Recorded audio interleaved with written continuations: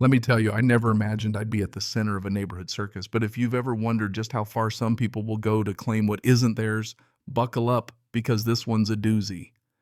One morning, I was just sitting on my porch mug in hand, savoring that first quiet sip of coffee when the peace shattered, hammering, shouting voices echoing off the lake. So I walked down to my dock, and what do I see? Not birds, not kids, fishing, but a crew of total strangers rigging up a full-on wedding set. Arches, fairy lights, a tent big enough to host a circus. And there, right at the center, commanding the chaos in a silk robe that probably cost more than my monthly groceries, was our infamous HOA president. She's barking orders, telling people where to put the champagne fountain on my dock. My dock. The one I built, paid for, repaired, maintained, mine. Not the community's, not the HOA's, just mine. You ever have that split second where your brain can't process what you're seeing? That was me standing there dumbstruck as she waves her arms like she's Moses parting the Red Sea and declares, "This dock is the most beautiful on the lake, so obviously my daughter's wedding will be here. And as president of the HOA, I have the authority to claim it for community use." The way she said it, loud, proud, like it was a foregone conclusion, made my blood boil and made me laugh all at once. Let me back up a sec. For years, this woman twisted every rule, bullied every neighbor. Heck, she fined a guy for a non-conforming birdhouse once. But this was a whole new level of delusion. I tried to keep my cool, but when she told her workers to ignore me because he's just being difficult, I lost it. I shouted, "This is private property, get off my dock." The workers froze, looking back and forth like, "Are we about to get paid today or get sued?" She just smirked, called me selfish, and said, "The whole neighborhood deserves this moment. Your dock is practically community property anyway." Yeah, that happened. So I did what any sane person would. I told her plain as day to pack it up and go before I called the sheriff.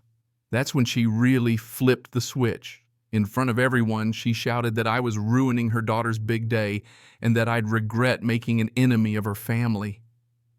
The decorator stopped mid-light string.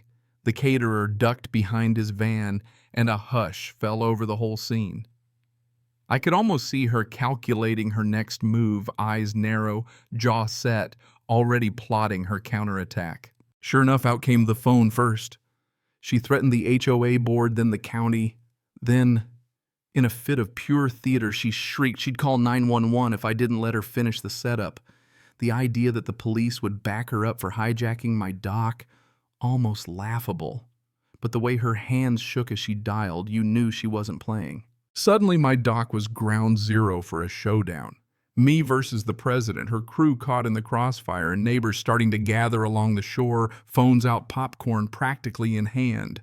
I kept repeating, "This is my dock, not yours, not the HOA's, mine," promising charges if she so much as touched a nail.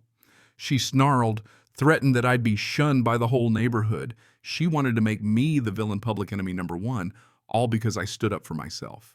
Before you know it, her husband pulls up in a shiny SUV, steps out with that look rich guys get when they think money settles everything.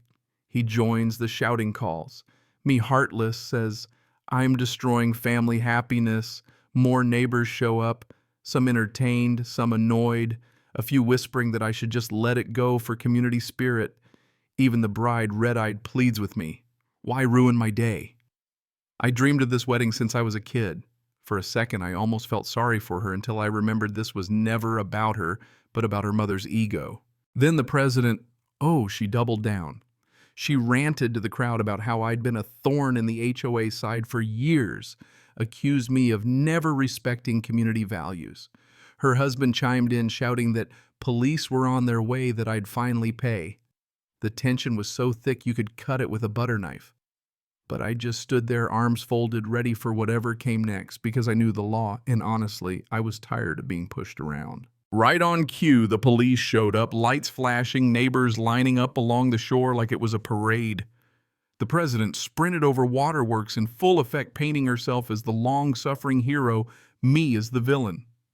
The officers listened, then looked around, saw my dock, the decorations, the strangers, the chaos. I explained calmly that this was private property. The HOA had zero rights and I had deeds and permits to prove it. I offered to show them everything. The officers nodded, told her that emergency services weren't for dock weddings, and warned that any more stunts could land her in trouble. You'd think that would end it, right? Nope. She spun into a rage, demanded I be arrested. Her husband puffed up, shouting about bylaws and spirit of the community. The workers scattered, some neighbors cheered me, others muttered that I should just give in. But as the officers cleared the dock, you could feel the crowd's mood shift, years of pent-up frustration bubbling up. People started openly griping about her fines, her threats, her bullying. Her power, which had felt so absolute, suddenly looked paper-thin. But you know how some people just don't know when to quit? Next day, I get an HOA letter, fines for unauthorized structures, improper shoreline use disrupting harmony, transparent retaliation, pure and simple. I sent back copies of my permits, threatened legal action for harassment, and braced for whatever came next. She started rumors, said I'd threatened her, screamed at the vendors, used slurs. None of it true. But in a small community, lies spread like wildfire. A neighbor showed me a phone recording of her trespassing just in case things escalated to court. It didn't stop their sudden complaints about noise, trash, my dog all fabricated. Her strategy was clear. Bury me in so many petty fights I'd give up. But I documented everything, never lost my temper, and waited. One Saturday, she marched to my property line with her HOA board minions, clipboard in hand, announcing that my dock was now officially designated as a community event space. The crowd gasped. I calmly read my deed out loud, making it crystal clear private property, not HOA jurisdiction. That moment, the shock, the sputtering rage on her face, neighbors laughing or cheering, was sweet. Her grip slipped even more. Yet, every lull was just the eye of the storm. Flyers started popping up, petitions to remove me for being a public nuisance. Neighbors asked if I'd really screamed at kids or blocked the wedding road, total nonsense, but she was desperate. And then she sued me, claimed I'd violated HOA bylaws, ruined her daughter's life, caused emotional distress.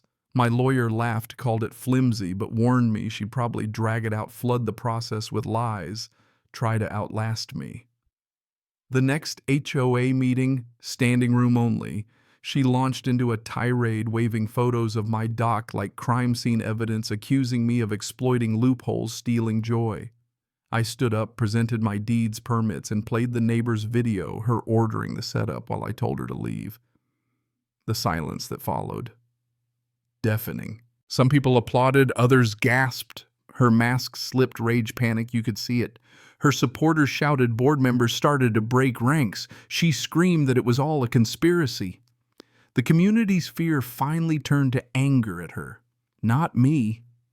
The meeting ended with her storming out, vowing revenge, but the tide had turned. Folks started talking, recall vote organizing, sharing stories of her bullying. Then came the last gasp. She tried to sneak the wedding in. Anyway, rainy afternoon guests skulking onto my dock, her barking orders. I didn't yell. I filmed. She shrieked, threatened police. Her daughter finally snapped, sobbing that she couldn't go through with this, begging her mom to stop. The guests scattered, the police returned, told everyone to leave or face charges.